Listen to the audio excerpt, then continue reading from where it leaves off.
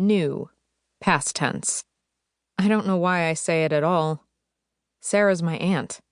I could have bypassed the mention of my mom altogether. The girl's expression shifts from nervous to confused the moment the word registers. I focus on unzipping my bag with a vague hope she won't have the balls to ask why I didn't bother to save my own mother. There's a pause where she waits for me to fill in the blanks. Another when I don't. "You are a resurrectionist, though, right?" she says finally with newfound skepticism. "I can go if you want," I snap. I'll take any excuse to pack up and get out of here. This isn't exactly my idea of a fun Saturday night. 3 months ago, I'd told myself I was walking away from this life for good, once I made it to Fissure's Whipp. But I couldn't walk away from blood. Not when Sarah was all I had left as far as family. In my head, her voice reverberates. "We demand payment for a damned reason, Allie." And then quieter, "It's more important to be owed than collect. The shame keeps them from talking about us." I sink to the concrete and start setting up, digging into the bag for one of the boxes inside. From it comes a syringe, sealed in plastic.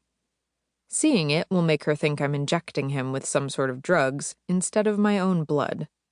For now, I leave the rubber strap I'll use to tie off my arm inside the bag, and out of her sight. "Can you help me?" I ask as I strip away the protective plastic layer on the syringe. Usually when I show up at a job, whoever found the body is frantic. This girl seems to be holding her own. Rich kids think their parents' money is a bubble, protecting them from birth, sweeping problems under the rug for the servants to deal with.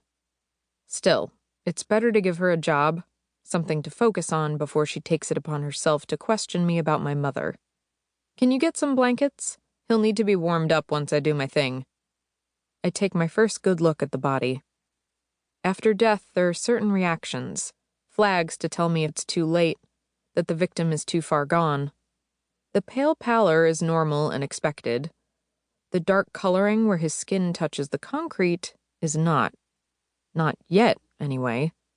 Blood is liquid.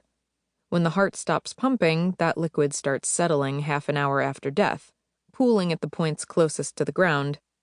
From this angle, though, his eyes already look deeply sunken. It must be shadows. A trick of the light. If she was right about the time. "You were having a party?"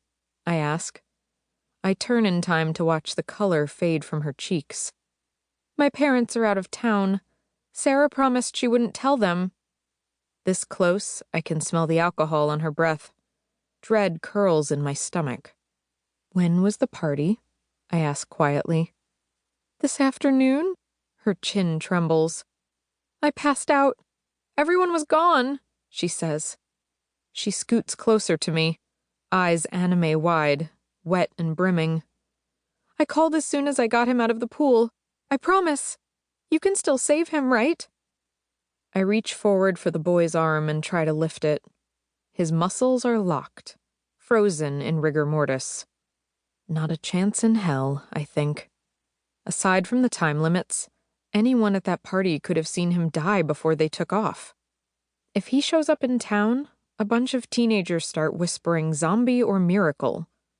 Either one draws too much attention to people like me. Our resurrections are regimented for a reason. "I'll pay extra," she blurts, as if it were so simple. As if I can rewind time for a couple of extra 20s. I fight the urge to scoff. "I would have thought Sarah tapped you out," I mumble. Her friends toast. It's everything I can do to keep the mask of confidence on my face as I raise my voice. "I'll do what I can," I lie. Glancing around the yard, I spot a latched gate. Common sense suggests it'll lead to the driveway. It's better to look like things are going according to plan. Right now, I'm this girl's savior. When she realizes I can't deliver, well, some people get violent when their miracle doesn't come to pass after all.